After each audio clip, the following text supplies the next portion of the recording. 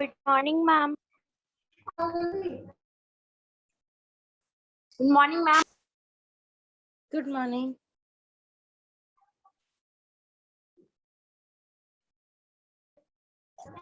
Good morning, ma'am.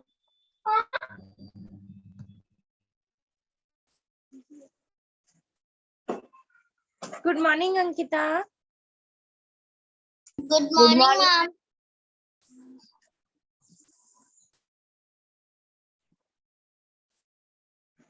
सभी बच्चे पहले फर्स्ट ना स्क्रीन पे आया करो, ठीक है, जब गुड मॉर्निंग आप लोग बोल रहे हो। गुड मॉर्निंग साहिल, मुंह से हाथ निकालो, it's not a good manner. Good morning. I just want to see everyone on the screen.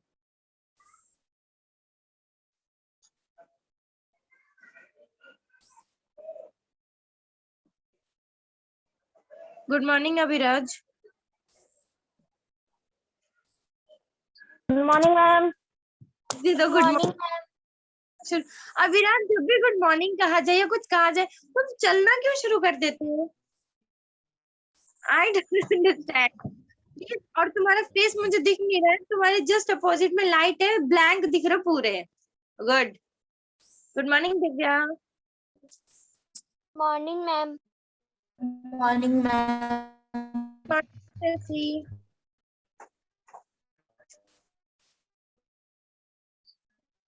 तू आना नहीं आई अभी?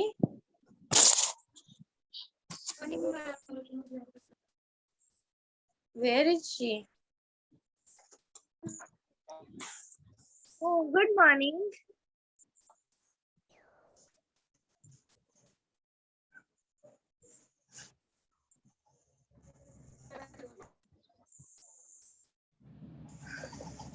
Good morning, ma'am.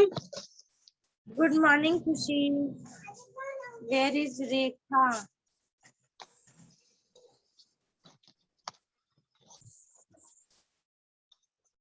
Rekha.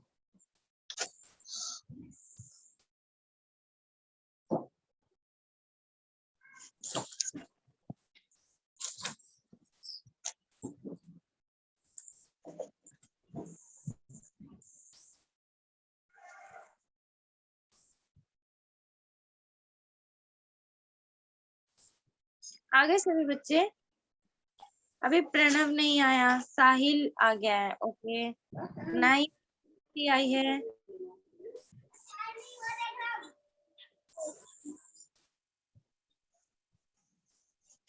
Okay ठीक है, चलो क्लास शुरू करते हैं। आज जो है आप लोगों की कौन सी बुक है? बालराम कथा ना? Yes, ma'am. Yes, ma'am. Yes, ma'am. क्या पढ़ा था पिछले हफ्ते हमने? बालराम कथा में जो हमारा लेसन नंबर 1 था वो ये था कि अवधपुरी में राम कैसे बॉर्न, मतलब वो लोग कैसे जन्म लिए, ठीक है, फिर कैसे वो बड़े होते हैं, उनके मदर फादर का क्या नाम होता है, कौन सी मदर के कितने बच्चे हैं, ठीक है, और मतलब ये सारी चीजें हमने पढ़ी। फिर वो लोग जैसे जैसे बड़े होते हैं फिर उन्हें भेजा जाता है, पहले आश्रम में भेजा जाता था, तो फिर उनको वहां पे भेजते हैं कि आप विद्या सीखने के लिए जाओ। कैसी विद्या होती थी उस टाइम पे? शस्त्र की विद्या होती थी, ठीक है, कुछ और मंत्र वगैरह सिखाए जाते थे। तो ऐसी शिक्षा लेने के लिए वो लोग गए। फिर वहां से जब आए तो पूरे मतलब जो राज्य था उसमें ये बातें ज्यादा चल रही थी कि मतलब अब जो राजकुमार है वो सारे विवाह के योग्य हो गए हैं। विवाह के योग्य मतलब शादी के लायक, राइट? फिर तो इनकी शादी करा दी जाए।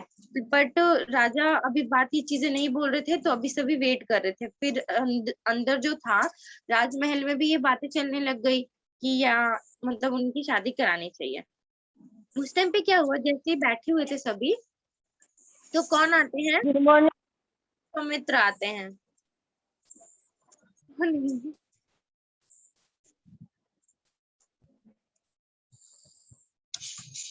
अभी तो बच्चे आ रहे हैं, कोई नहीं, पिछले लेसन का रिवीजन कर रहे हैं ना। तो फिर क्या होता है कि मतलब वहां पे ऋषि विश्वामित्र आते हैं और वो क्या कहते हैं कि मुझे आपसे कुछ चाहिए, ठीक है।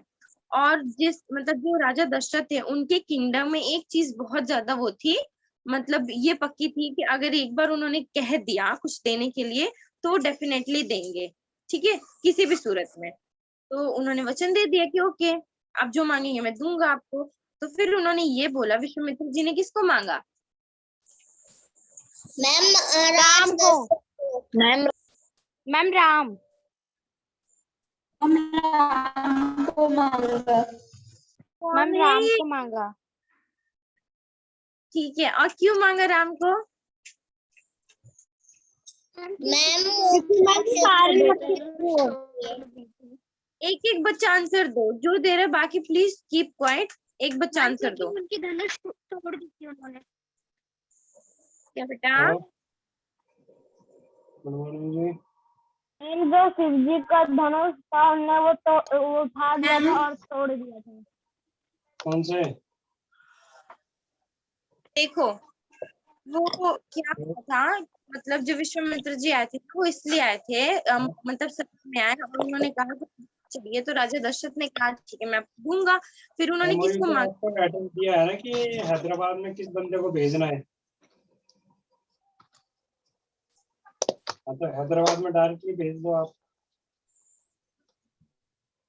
ये स्टूडेंट अगर जिसने प्लीज मैम खुशी है। मैम खुशी है, खुशी।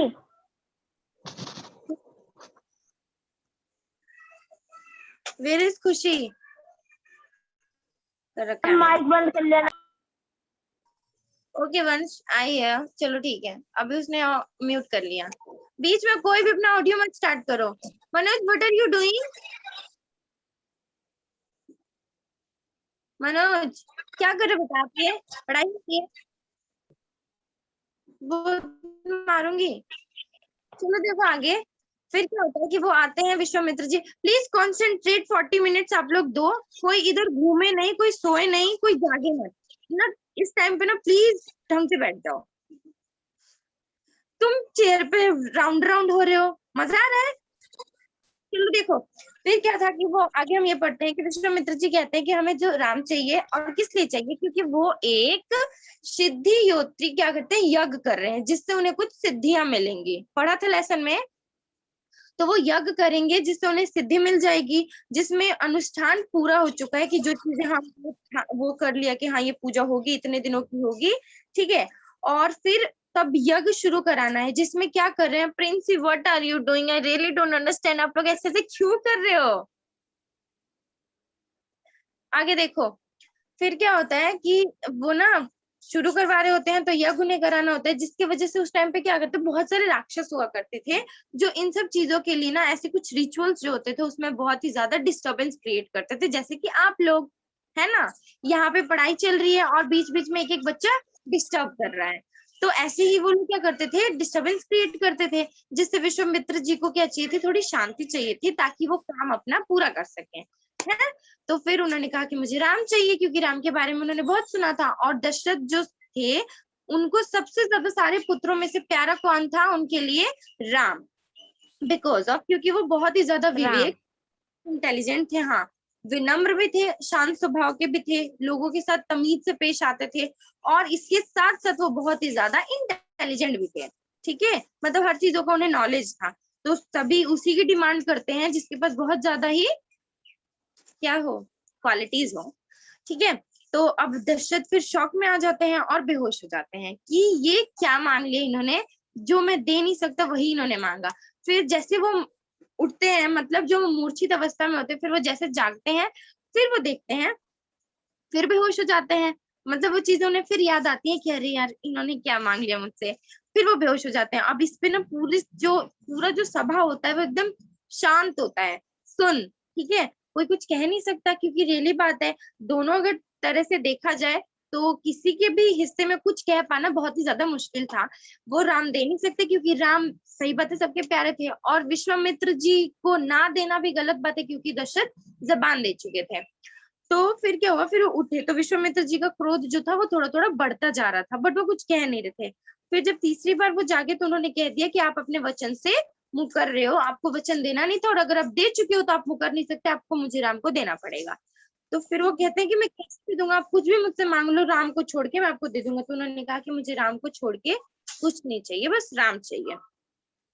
तो फिर दशरथ जी कुछ सोच नहीं पाते, राम से बैठे होते हैं, फिर वो आते हैं जो महर्षि होते हैं ना, वो आते हैं जो वशिष्ठ ऋषि होते हैं, वो समझाते हैं राजा दशरथ को कि आप विश्वामित्र जी को भी जानते हो, अगर इन्होंने राम को आपसे मांगा है तो जरूर कुछ सोच समझ के मांगा होगा, right? Oh Shajida, good morning, you are late. Morning. चलो ठीक है, कोई बात नहीं, अभी क्लास में अभी बस पीछे का रिकॉल कर रहे हैं, ठीक है? तो फिर उन्होंने क्या समझाया वशिष्ठ ऋषि को, मतलब वशिष्ठ ऋषि ने समझाया राजा दशरथ को कि आप इतना घबराओ मत, अगर विश्वामित्र जी ने कहा है कि उन्हें राम चाहिए तो वो बहुत ही सोच समझ के कह रहे हैं, क्योंकि वो भी बहुत ही ज्यादा शास्त्रों के और शस्त्रों के ज्ञान रखने वाले ऋषि हैं, कोई ऐसे तो है नहीं, उनके बातों में कुछ रीजन होगा। तो आप बेफिक्र रहो, अगर राम उनके साथ जाता भी है तो जरूर कुछ ना कुछ, आप सिर्फ ये पॉइंट मत देखो कि आपसे राम दूर जा रहा है, आप ये देखो कि अगर वो जा भी रहा है तो क्या होगा, उससे उन्हें बहुत सी चीजें सीखने को भी मिल जाएंगी, ऐसी चीजें जो शायद नॉर्मल ऋषि ना सिखा पाए, ठीक है? तो फिर विश्वामित्र जी कहते हैं नहीं देना है तो मत दो, ऐसा नहीं है कि मैं वध नहीं कर सकता, अपने टाइम पे वो भी एक राजा थे और उन्होंने बहुत से शत्रुओं का नाश किया था, लेकिन जब कोई एक ऋषि के उसमें आ जाता है तब वो क्या करता है, वो किसी चीज, किसी भी जीव को, जंतु को, किसी ऑर्गेनिज्म का जो है मतलब उसे मार नहीं सकता, ठीक है? तो वो ये नहीं कर सकते थे, इसलिए उन्हें राम चाहिए थे। फिर जैसे तैसे करके राजी होते हैं राजा दशरथ। अब चलते हैं आगे लेसन पे कि आगे अब क्या पढ़ना है, इतना सभी को क्लियर है? किसी तरह का कोई डाउट है तो प्लीज मुझसे पूछो। No ma'am. No ma'am. No ma'am. चलो लेसन पे आते हैं।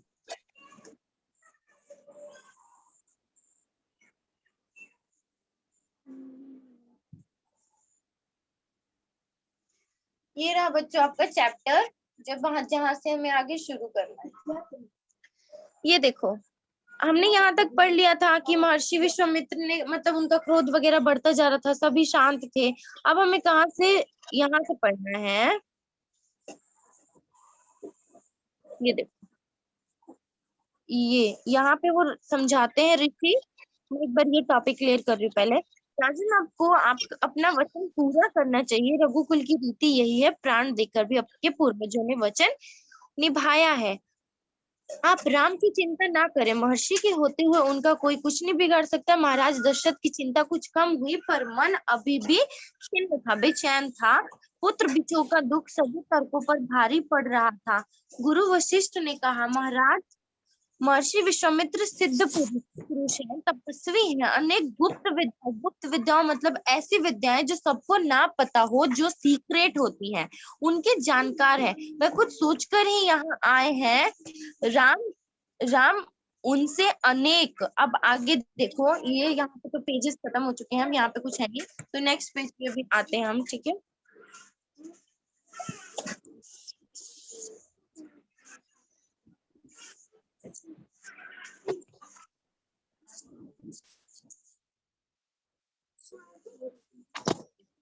देखो, फिर नई विद्याएं सीख सकेंगे, मतलब राम किन से नई विद्याएं सीख सकेंगे? विश्वामित्र जी से, क्योंकि विश्वामित्र जी जो है उनको अपने साथ लेके जाने के लिए आए हैं। आप राम को महर्षि विश्वामित्र के साथ जाने दें, राम को दें। क्या हो रही है बेटा?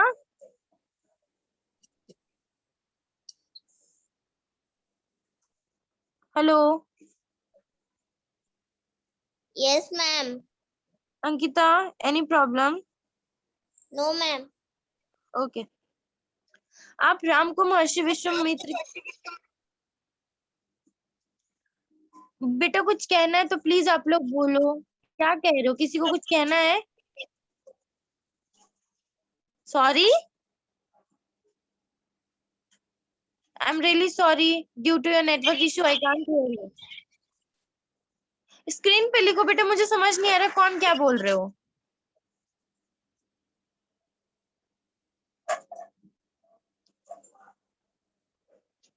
क्या मैं पढ़ा, किसी को कुछ कहना है?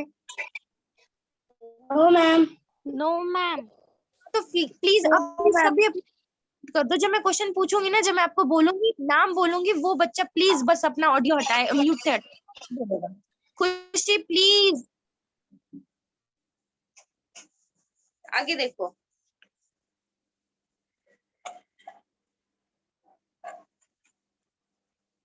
आप राम को महर्षि विश्वामित्र के साथ जाने थे। वो जो वशिष्ठ ऋषि थे उन्होंने ये कहा राजा दशरथ से, इतनी ज्यादा आप मतलब परेशान ना, मतलब परेशानी ना उठाए, टेंशन ना ले, राम को जो है विश्वामित्र के हवाले कर दो।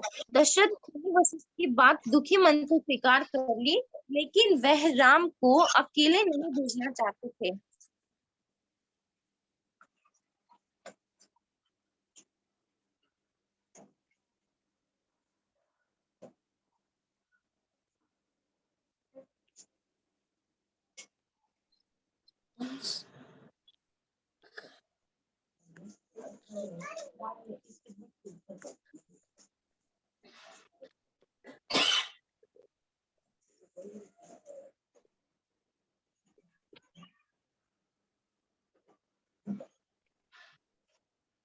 आगे देखो, राम दशरथ ने मुनि वशिष्ठ की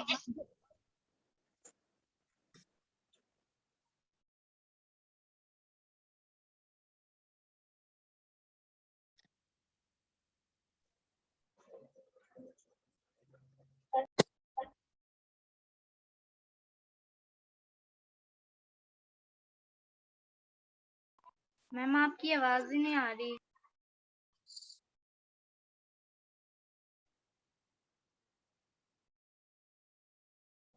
Ma'am, I can't hear you. Ma'am, I can't hear you. First, all of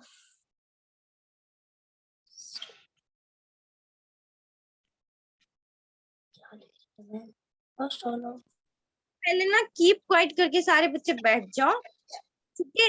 और स्क्रीन पे मेरे अलावा अभी कोई ना लिखे। अगर कुछ समझाना होगा, जरूरत पड़ेगी तो मैं यहाँ पे बताऊंगी, ठीक है। और जब तक मैं क्वेश्चन नहीं पूछ लेती, don't try.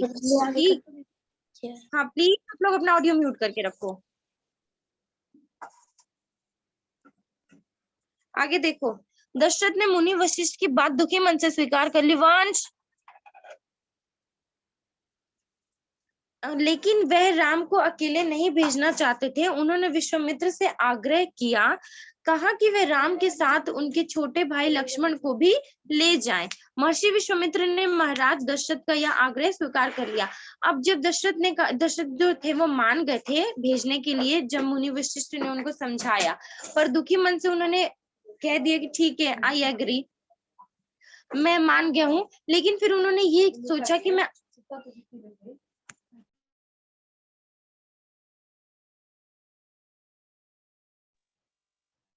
Ma'am, I can't hear you. देखो बच्चों, आगे मैं लिसन में केयरफुली। फिर क्या होता है कि वो ना मतलब मान तो जाते हैं कि राम को भेज दूंगा मैं, लेकिन फिर वो क्या कहते हैं कि मतलब अंदर अंदर वो ये सोच रहे थे कि मैं अकेले नहीं भेज सकता किसी एक को। तो उन्होंने विश्वामित्र से आग्रह का मतलब रिक्वेस्ट किया कि वे जो है वो राम को भी अपने साथ लेकर के जाए, उनका छोटा भाई जो होगा लक्ष्मण भी उनके साथ जाए। महर्षि विश्वामित्र ने अब जब राजा मतलब जो दशरथ जी थे उन्होंने ये कहा, अगर रिक्वेस्ट मतलब उन्होंने रखा, तो उन्होंने कहा कि ये मना करना मतलब इतना जरूरी नहीं है। उन्होंने हाँ बोल दिया और कहा कि ठीक है आप भेज सकते हो। राम और लक्ष्मण को तत्काल दरबार में बुलाया गया। महाराज दशरथ ने उन्हें अपने निर्णय की सूचना दी। राम और लक्ष्मण जो थे उनको फटाफट से उसी टाइम पे इंस्टेंटली बुलाया गया सभा में, और महाराज दशरथ ने उन्हें मतलब ये अपना जो निर्णय था उसका नोटिस दिया कि भाई मैंने ये फैसला लिया है कि आप दोनों को किसके साथ जाना होगा, ये विश्वामित्र जी के साथ आप लोगों को जाना होगा। दोनों भाइयों ने उसे सहर्ष स्वीकार कर लिया। उसी टाइम पे फटाफट से उन्होंने भी एक्सेप्ट कर लिया कि दैट या we are ready to go, मतलब हम लोग चले जाएंगे। आदर सहित इसकी सूचना माता कौशल्या को दी गई। अब जो इनकी माँ थी उनको बताया गया कि आपके जो मतलब जो दोनों बच्चे हैं राम और लक्ष्मण जो है वो विश्वामित्र जी के साथ जा रहे हैं, क्योंकि वो एक यज्ञ करा रहे हैं, सिद्धि यज्ञ करा रहे हैं, जिसमें कुछ राक्षस जो है वो बहुत ही ज्यादा हस्तक्षेप कर रहे हैं और बाधा डाल रहे हैं, इसलिए कि उनका वो वध करें और इनको लेके जाया जा रहा है। तो बताया गया महर्षि विश्वामित्र के साथ नितांत गंभीर माहौल में स्वसंतवन हुआ। मतलब अब क्या हुआ कि अभी उसी टाइम पे जो हुआ गंभीर, मतलब माहौल ज्यादा ही गंभीर हो गया था, क्योंकि उनको बताया गया था, शंख ध्वनि हुई, नगाड़े बजे, महाराज दशरथ ने भावुक होकर दोनों पुत्रों का मस्तक चूमकर उन्हें महर्षि को सौंप दिया। अब जैसे जाने का टाइम होने लगा, तो कभी भी युद्ध पे जाते थे राजा महाराजा लोग, तो उस टाइम पे ना शंख नाद होता था, यानी कि शंख बजाया जाता था और नगाड़े पीटे जाते थे, और ये घोषणा होती थी कि वो जा रहे हैं। और फिर राजा दशरथ जो थे वो बहुत ही मतलब भावुक होकर की मतलब इमोशनल होके भेजने लगते हैं। दोनों राजकुमार बिना विलंब किए, विलंब का मतलब बेटा यहाँ पे लेट है, ठीक है, दोनों राजकुमार जो थे वो बिना मतलब किसी तरह का उन्होंने कोई लेट नहीं किया और उनके साथ चल पड़े महर्षि के साथ। बिहड़ और भयानक जंगलों की ओर, बिहड़ मतलब होता है जो बहुत ही ज्यादा खतरनाक और घने होते हैं, ठीक है, जंगलों की ओर जाने लगे। विश्वामित्र आगे आगे चल रहे थे, राम उनके पीछे थे, लक्ष्मण राम से 2 कदम पीछे थे। अपने धनुष संभाले हुए, पीठ पर तुणीर बांधे, कमर में तलवार लटकाए, ठीक है। यहाँ ये फर्स्ट लेसन में कोई आपको डाउट है? No ma'am. No, ma'am. No, ma'am. Ma'am तुरीर क्या होता है? मैम तुरीर क्या होता है? तुरीर वो होता है ना जिसमें तीर धनुषों को रखा जाता है, ठीक है, एक type of. Ma'am okay ma'am ये क्या मैम जो लास्ट पेज पे था वो मैंने कहा ना भी कि कमर में तलवार उन्होंने लटका रखा था और पास जो है कंधे के पास तुरीर बांधा था। तो आपने देखा होगा कभी टीवी सीरियलों में, रामायण वगैरह के जो एपिसोड्स होते हैं उसमें वो एक कंधे के पास लटकाते हैं ना जिसमें पीछे तीर होता है, उसी को कहते Yes, हैं। ma'am. जिसके अंदर तीर होता है। हाँ, नेक्स्ट लेसन पे, फर्स्ट लेसन में कोई डाउट है? No ma'am.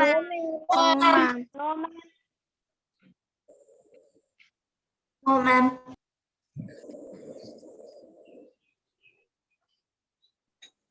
ये रहा आप लोगों का सेकंड लेसन, जंगल और जनकपुर।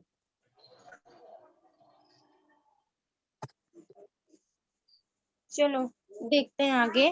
राजमहल से निकलकर महर्षि विश्वामित्र सरयू नदी की ओर बढ़े, दोनों राजकुमार साथ थे। अब जब राजमहल से निकले तो दोनों जो राजकुमार थे वो महर्षि विश्वामित्र के साथ ही थे और किस तरफ बढ़े, सरयू नदी की ओर बढ़े, दोनों राजकुमार साथ थे।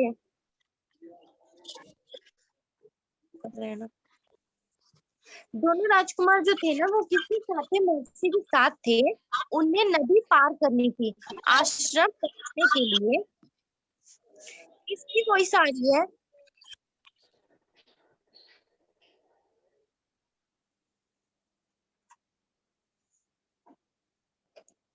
आश्रम पहुंचने के लिए उन्हें क्या करना था, नदी को पार करना था। विश्वामित्र ने अयोध्या के निकट नदी पार नहीं की, दूर तक सरयू नदी के किनारे किनारे चलते रहे, दक्षिणी तट पर, उसी तट पर जिस पर अयोध्या नगरी थी। अभी क्या था, जैसे किनारे उनको मतलब नदी को पार करना था तो उन्होंने उस टाइम पे नहीं किया, पहले वो उसी के किनारे किनारे चलते रहे दूर तक और तट पे पहुंचे, उस तट पे जहाँ पे अयोध्या नगरी थी। वे चलते रहे जहाँ से अयोध्या नगरी, वो कहते हैं ना अयोध्या नगरी तो वहां तक वो लोग गए। फिर वे चलते रहे के घुमाव के साथ साथ ताजमहल पीछे छूट गया, उसकी आखिरी बस्ती भी निकल गई। चलते चलते मोड़ आया, दृष्टि से जल हो गया। अब ऐसा होता है ना कि जब आप चलते जाते हो तो पीछे की कुछ चीजें जो होती हैं वो थोड़ी थोड़ी सी ब्लर हो जाती हैं, तो वैसे ही वो लोग चलते रहे और कुछ भी जो था वो भी सब दृष्टि से ओझल हो रहा था, मतलब कि गायब हो रहा था, कुछ दिख नहीं रहा था। राम और लक्ष्मण ने एक बार भी पीछे मुड़कर नहीं देखा, उनकी नजर सामने थी महर्षि विश्वामित्र से सधे कदमों की ओर। और यहाँ पे जो राम और लक्ष्मण ने एक बार भी पीछे मुड़कर नहीं देखा, इस बात से ये आपको बताना चाह रहे हैं ऑथर जो है कि मतलब वो लोग इतने ज्यादा वो थे, हिम्मत वाले थे ना कि उन्होंने मतलब उन्हें इस चीज का कोई वो नहीं था कि ठीक है हम लोग किसी युद्ध पे जा रहे हैं, ये राक्षसों से लड़ रहे हैं। उनका जो पूरा वे था और व्यू था वो कहाँ पे था, महर्षि विश्वामित्र के साथ था। सूरज की चमक धीमी पड़ने लगी, मतलब कि शाम हो रहा था। राजकुमारों के चेहरे पर थकान का कोई चिन्ह नहीं था, उत्साह था। वे दिन भर पैदल चले थे और चलने को तैयार थे। अब जैसे जैसे शाम हो रही थी तो पूरे दिन वो चलते रहे, लेकिन फिर भी वो मतलब उनके फेस पे ऐसा कुछ नहीं शो हो रहा था कि वो बहुत ही ज्यादा थक गए हैं। पैदल ही चलते हैं और आगे भी चल रहे थे। महर्षि अचानक रुके, उन्होंने आसमान पर दृष्टि डाली। चिड़िया के झुंड अपने बसेरे की ओर लौट रहे थे। अब जो महर्षि विश्वामित्र जो थे वो अचानक जो थे सडनली रुक गए और उन्होंने ऊपर की ओर देखा। तो क्या उन्होंने देखा कि जो चिड़िया के झुंड थे ना वो सब कहाँ जा रहे थे, अपने अपने बसेरे की ओर, मतलब कि अपने घोंसले की ओर लौट रहे थे। आसमान मटमैला लाल हो गया था। मटमैला लाल मतलब कि जो हल्की हल्की फैली फैली सी होती है ना, फेड फेड कलर, वो पूरा रेड रेड स्कैर हो रखा था। चरवाहे लौट गाय धूल में आधे छिपे हुए।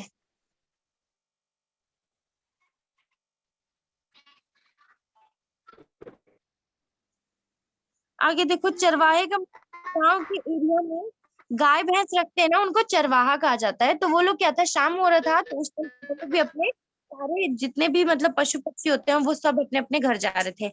गायों के पैर से उठती धूल में आधे छिपे हुए, मतलब पूरे दिन अपने गाय भैंसों को चरा करके वो जो चरवाहे होते हैं ना वो आधे गंदे हो जाते हैं। हम आज रात नदी पर ही विश्राम करेंगे। और फिर उन्होंने किससे कहा, राम और लक्ष्मण से ये कहा कि आज हम जो है नदी तट के पास में ही विश्राम करेंगे, मन मतलब कि आराम करेंगे।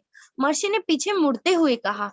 दोनों राजकुमार के चेहरों के भाव देखते दोनों राजकुमारों के चेहरे के भाव देखते हुए विश्वामित्र हल्का सा मुस्कुराए। राम के निकट आते हुए उन्होंने कहा। अब क्या हुआ कि जो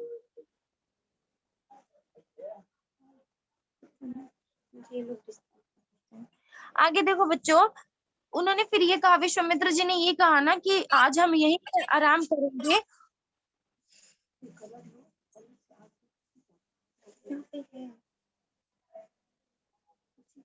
मैं बोलूं क्या?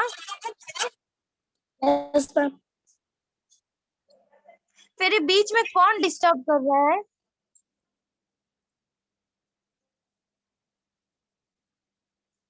Okay good. आगे देखो, फिर उन्होंने ये कहा कि मतलब अब फिर उन्होंने क्या देखा, दोनों राजकुमारों के चेहरे पर देखा और हल्का सा उन्होंने क्या किया, मुस्कुरा दिया। ठीक है, राम के निकट आते हुए उन्होंने कहा, मैं तुम दोनों को कुछ विद्याएं सिखाना चाहता हूँ। विद्याएं मतलब कि किसी चीज के बारे में नॉलेज दूंगा।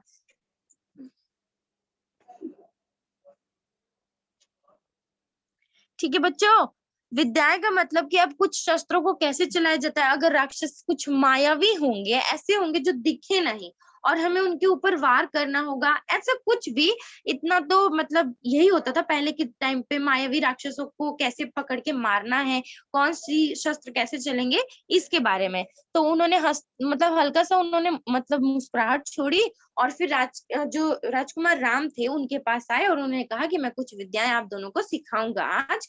तो वो कहाँ सीखेंगे, वहीं पे जहाँ पे वो लोग विश्राम करेंगे। इन्हें सीखने के बाद कोई तुम पर प्रहार नहीं कर सकेगा। यहाँ पे ध्यान से सुनो, इस विद्या का नाम भी दिया जाएगा। कौन सी विद्या सिखाने वाले थे? ऐसी विद्या सिखाने वाले थे जिससे कि उन दोनों राजकुमारों के ऊपर कोई भी इतनी आसानी से प्रहार नहीं कर सकेगा।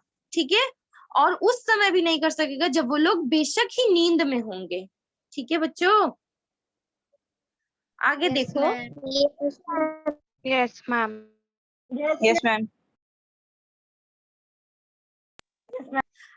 को इन्हें सीखने के बाद उन्होंने कहा कि कोई तुम पर प्रहार नहीं करेगा, उस समय भी नहीं जब आप नींद में रहोगे। राम और लक्ष्मण नदी में मुंह हाथ धोकर लौटे, महर्षि के निकट आकर बैठे। विश्वामित्र ने दोनों भाइयों को बला अति बला नाम की विद्याएं सिखाई। Please concentrate on this topic. और मैं पूछूंगी कि ये विद्याएं का नाम क्या था। तो इस विद्या का नाम क्या था, बली और अति बला। ठीक है, राम और लक्ष्मण जब वो विद्या सीखने के लिए गए, वो विद्या जो नींद में भी रहेंगे तब भी उनपे कोई प्रहार नहीं करेगा, उस विद्या का नाम था बला अति बला। आगे चले। इसका मतलब क्या है बला अति बला का? बला मतलब मुसीबत होता है, अति बला मतलब वो मुसीबत होता है जो कभी भी आ सके। You have no idea. Okay. Okay ma'am. रात में वे लोग वहीं सोए, क्योंकि देखो बेटा, नाम मतलब जब आप लेसन पढ़ रहे हो ना, तो कुछ चीजें उस हिसाब से भी हमें जाननी होती है। अभी हमने पढ़ा ऊपर कि विश्वामित्र जी ने कहा कि मैं ऐसी विद्याएं दूंगा जो आपको कोई मार ही नहीं सकता, कोई प्रहार नहीं कर सकता। मारना और प्रहार में थोड़ा डिफरेंस है। प्रहार का मतलब होता है कि आप पे कोई आक्रमण नहीं कर सकता या कुछ आपको नुकसान नहीं पहुंचा सकता, ठीक है। तो वो कब नुकसान भी नहीं पहुंचा सकते, जब आप नींद में भी रहोगे। तो जाहिर सी बात है, अब नींद में भी रहने पे अगर कोई विद्याएं सिखाई जा रही है कि हम पे कोई हार्म ना हो, तो वो ऐसी ही मुसीबत के बारे में सिखाएंगे ना जिसका हमें कुछ आइडिया ना हो, ठीक है। तो क्लियर हो गया इतना? Yes ma'am. Yes ma'am. Yes ma'am. Yes ma'am. हाँ ठीक है, आगे चलते हैं। रात में वो लोग वहीं सोए, तिनकों और पत्तों का बिस्तर बनाकर नींद आने तक महर्षि उनसे बात करते रहे। अब जब तक वो दोनों राजकुमार सोए नहीं, तब तक महर्षि क्या थे, उनसे बात कर रहे थे। सुबह हुई, यात्रा फिर शुरू हुई। मार्ग वही था, सरयू नदी के किनारे किनारे। फिर जैसे सुबह हुआ, वो दोनों जगे और फिर क्या हुआ, यात्रा भी शुरू हो गई। कैसे यात्रा शुरू हुई थी, वही नदी के किनारे किनारे अभी चल रहे थे वो लोग। इतने में कोई डाउट है? No ma'am. No ma'am. No ma'am. No ma'am. No, ma'am. ठीक है, फिर आगे चलते हैं नेक्स्ट पॉइंट पे। What happen Princy? प्रिंसी को क्या हुआ है आज? कुछ नहीं मैम। दिख ही नहीं रहा आपको मुझे।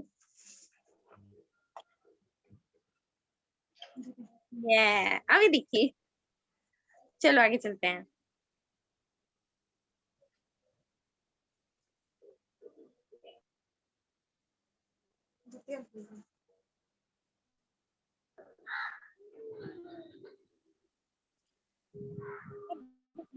चलते चलते हुए एक ऐसी जगह पहुंचे जहां दो नदियां आपस में मिलती थी। उस संगम की दूसरी नदी गंगा थी। देखो यहाँ पे ढंग से सुनो एक बात, कि जो ऐसी जगह पे पहुंचे जहाँ पे क्या था, दो नदियां आपस में मिल रही थी, ठीक है। और दूसरी नदी कौन सी थी? गंगा थी। महर्षि अब भी आगे चल रहे थे, लेकिन एक अंतर आ गया था। राम लक्ष्मण अब दूरी बनाकर नहीं चलते थे महर्षि के ठीक पीछे, ताकि उनकी बातें ध्यान से सुन सके। रास्ते में पड़ने वाले आश्रमों के बारे में, वहां के लोगों के बारे में, वृक्षों वनस्पतियों के संबंध में, स्थानीय इतिहास उसमें शामिल होता था। अब जैसे उस टाइम पे क्या था, वो पीछे बहुत ही ज्यादा थोड़े डिस्टेंस में चल रहे थे। अब वो ज्यादा डिस्टेंस में नहीं चल रहे थे राम लक्ष्मण, जस्ट उनके पीछे चल रहे थे, ताकि जो वो बातें महर्षि बता रहे हैं वो उनके बारे में सुन सके। और किस बारे में बता रहे हैं, जैसे कि उस टाइम पे वो किस चीज पे डिस्कशन कर रहे थे, कुछ वृक्ष के बारे में। जैसे कभी कभी ऐसा होता है, कुछ पेड़ ऐसे होते हैं कि किसमें पॉइजन होता है, किसमें नहीं होना चाहिए, कौन सी वनस्पतियां कैसी हैं, इनके रिलेशन में, इनके संबंध में। और स्थानीय इतिहास की, मतलब यहाँ पे कौन से राजा हुआ करते थे, कैसे उन्होंने किसका वध किया, या उनकी लाइफ हिस्ट्री कैसी रही है, ये सब भी उसमें ही शामिल होता था, ठीक है। आगे की यात्रा कठिन थी, जंगलों से होकर। अब आगे जो उनका जो ट्रेवल था वो कैसा था, एकदम जस्ट जंगलों के बीच से होना था। उससे पहले उन्हें नदी पार करनी थी। रात में ऐसा करना महर्षि विश्वामित्र को मतलब वो जो था वो ठीक नहीं लगा, उचित नहीं लगा। तीनों लोग वहीं रुक गए, संगम पर बने एक आश्रम में। अगली सुबह उन्होंने नाव से गंगा पार की। और वहां पे भी जब वो जंगल से गुजरने वाले थे, उससे पहले क्या था, नदी को पार करना था। और उस टाइम पे महर्षि को ठीक नहीं लगा, बिकॉज ऑफ कैसा टाइम था, वो रात का टाइम था। तो फिर जब सुबह हुई तो नाव बनाया, और नाव बना के नदी को पार। नदी पागल था, दुर्गम और नहीं आ रही।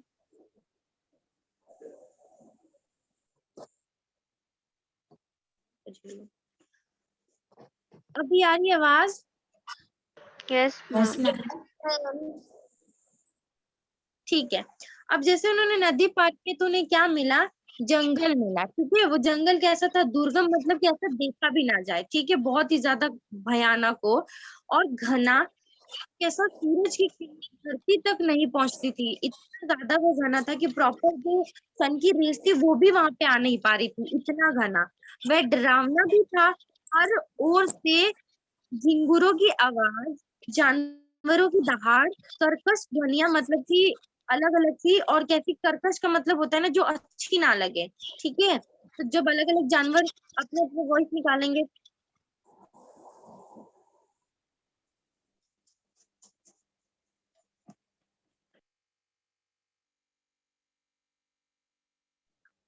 मैंने कहा आप लोग स्क्रीन पे मत लिखो। Then why are you doing this? ये फेस साफ करो जिसने भी बनाया है। आगे देखो, मैम राम और सुहाना ने बनाया है। सुहाना, क्लीन इट। फिर क्या था कि देखो यहाँ पे आगे पढ़ते हैं। राम और लक्ष्मण को आश्वस्त करते हुए महर्षि ने कहा, ये जानवर और वनस्पति जंगल की शोभा है। अब जैसे मतलब आश्वस्त मतलब होता है ना समझाना किसी को। अब मतलब महर्षि को ऐसा लगा कि क्या पता राजकुमार डर रहे हो या फिर इस चीज के लिए तैयार हो कि जस्ट इनको मार दिया जाए। तो महर्षि ने उन्हें आश्वस्त करते मतलब समझाते हुए कहा कि ये जो जानवर हैं जिनकी अलग अलग आवाजें आ रही हैं और वनस्पति है जो झाड़ी झंकार हैं, जो पेड़ पौधे हैं, ये इस जंगल की शोभा है। इनसे कोई डर नहीं है। असली खतरा राक्षसी ताड़का से है। राक्षस कौन है यहाँ पे? राक्षसी है, सॉरी, राक्षसी ताड़का जो थी ना उससे खतरा है। बाकी इन जानवरों और इसमें जो जहरीले कुछ पौधे या फिर पेड़ जो भी लगे पड़े हैं, इनसे किसी का कोई बैर नहीं है। ये तो जंगल की मतलब यहाँ की शोभा है। अब तुम्हें वह खतरा हमेशा के लिए मिटा देना है। तो महर्षि ने कहा कि इनको नहीं, वो जो राक्षसी ताड़का है उससे एक्चुअली में बात मतलब उससे लड़ाई करना है, उससे वध करना है, उसको खत्म करना है। ताड़का के डर से कोई उस वन में नहीं आता था, जो भी आता था ताड़का उसे मार डालती थी, अचानक आक्रमण कर देती। उसका डर इतना था कि इस मतलब उस सुंदर वन का नाम ताड़का वन पड़ गया था। देखो बच्चों प्लीज इस ये जो पॉइंट है ना इसको ढंग से सुन लो, मैं वापस रिपीट कर रही हूँ। जो वो जंगल था नदी, जब गंगा नदी को जस्ट उन्होंने पार किया था, जो बहुत ही ज्यादा घना था और डरावना सा था, उस नदी में कौन सी राक्षसी रहती थी? राक्षसी का नाम था ताड़का। और ताड़का के डर से उस वन में ना कोई आता था ना कोई जाता था, और बाई चांस ठीक है कभी आ भी जाते थे तो क्या करती थी, वो उसे मार डालती थी। और इसी वजह से उस वन का नाम क्या रख दिया गया? ताड़का वन। ताड़का वन। ठीक है, इतना सभी को क्लियर है? Yes, ma'am. Okay, yes ma'am. Yes ma'am. आगे देखो। राम ने महर्षि की आज्ञा मान ली। धनुष पर प्रत्यंचा चढ़ाई। प्रत्यंचा मतलब एक खिंचाव किया और उसे एक बार खींचकर छोड़ा। इतना ताड़का को क्रोधित करने के लिए बहुत था। टंकार सुनते ही क्रोध से जो मतलब वो गुस्से में आई, ताड़का गरजती हुई राम की ओर दौड़ी। फर्स्ट जब मतलब महर्षि ने इतना बता दिया और फिर क्या किया कि राम को जो है विश्वामित्र जी ने आज्ञा दे दी। किस चीज के लिए? कि हाँ ठीक है अब आप इसका वध कर सकते हो। तो राम ने जो है वो धनुष पे तीर को चढ़ाया और फिर छोड़ दिया। किस लिए? ताकि कि ताड़का को जो है वो गुस्सा आए, और अगर उसके एरिया में आकर के कोई ऐसा कुछ करेगा तो ऑब्वियस बात है वो गुस्सा होगी। और फिर क्या हुआ, वो गुस्सा होकर के बाहर आई किसकी तरफ? राम की तरफ। दो बालकों को देखकर उसका क्रोध और भड़क गया। फिर उसने किसको देखा? राम और लक्ष्मण को देखा, तो वो बहुत ही छोटे छोटे दिख रहे थे और वो बहुत ही बड़ी थी, तो उससे और ज्यादा गुस्सा आ गया। जंगल में जैसे तूफान आ गया, विशाल का पेड़ कांप उठे, पत्ते टूटकर इधर उधर उड़ने लगे। ठीक है, अब वो गुस्से में आई तो जैसे लगा कि पूरे जंगल में साइक्लोन टाइप का हुआ। ठीक है, इधर उधर पत्ते उड़ने लगे, उसमें कुछ दिखाई नहीं पड़ रहा था। फिर ताड़का ने पत्थर बरसाने शुरू कर दिए। राम ने उस पर बाण चलाए, लक्ष्मण ने भी निशाना साधा। ताड़का बाणों से घिर गई। राम का एक बाण उसके हृदय में लगा, वह गिर पड़ी, फिर नहीं उठ पाई। देखो बच्चों यहाँ तक अभी मैं आपको पढ़ा रही हूँ,